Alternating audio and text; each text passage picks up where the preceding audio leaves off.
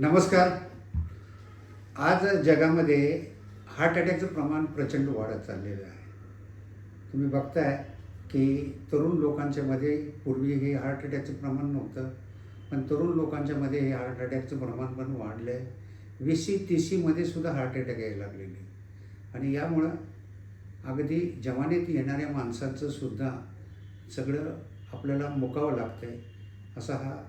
आणि याच्यामध्ये जगामध्ये सर्वात जास्ती इन्सिडन्स आपल्या इंडियामध्ये आहेत आणि यासाठी एक तर आपल्याला आपली जीवनशैली बदलणं गरजेचं आहे आणि या जीवनशैलीमध्ये नियमित व्यायाम, नियमित आहार, तुम्हाला सगळे फास्ट फूड ह्या सगळ्या गोष्टी ह्या टाळण्याची गरज आहे.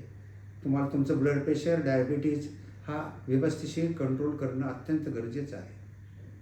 आणि याच्या उपरसुद्धा जगामध्ये हार्ट अटॅक आल्यानंतर आता जसं पूर्वी हार्ट अटॅक आल्यानंतर त्याला थ्रोम्बोलिसिस करायचे, इंजेक्शन द्यायचे, त्याच्यापेक्षा आता उत्कृष्ट अशी ट्रीटमेंट आलेली आहे. ती म्हणजे की डायरेक्ट अँजिओप्लास्टी करणे.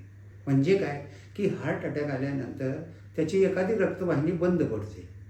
हार्ट अटॅक म्हणजे काय, त्याच्या रक्तवाहिनीमध्ये गुठळी येते आणि ती रक्तवाहिनी बंद पडते आणि त्या भागाला हृदयाच्या रक्तपुरवठा बंद पडतो. जसं लहान मूळ भूक लागल्यावर रडतं तसं ते हृदय दुखायला लागतं आणि त्या माणसाच्या जीव हा धोक्यात येतो. ह्या माणसाला जर हे निदान लवकर केलं म्हणजे ECG लवकर केलं तर ते अटॅक लगेच समजतो आणि या अटॅकमध्ये वेळ न दवडता ताबडतोब त्याला अँजिओप्लास्टी करणं ही त्याला म्हणतात प्रायमरी अँजिओप्लास्टी आणि शॉर्टमध्ये इंग्लिशमध्ये जगामध्ये याला पामी असं म्हणतात. आणि यामुळं असं दिसलं आहे की त्याचा सर्वायवल रेट हा मोर दॅन 95 ते 98% असतो. फक्त हा पेशंट वेळेत पोचवलं पाहिजे.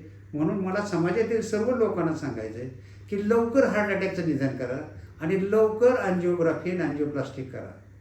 अशी ही पामी आपल्या गिरिराज हॉस्पिटलमध्ये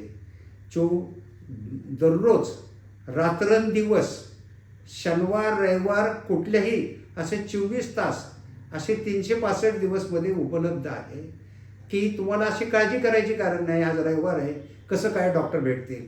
हे 24 तास उपलब्ध आहे. तुम्ही फक्त याची नोंद घ्या आणि तुमच्या प्राण वाचवण्यासाठी आम्हाला तुमची सेवा करण्यासाठी संधी द्या. नमस्ते, धन्यवाद.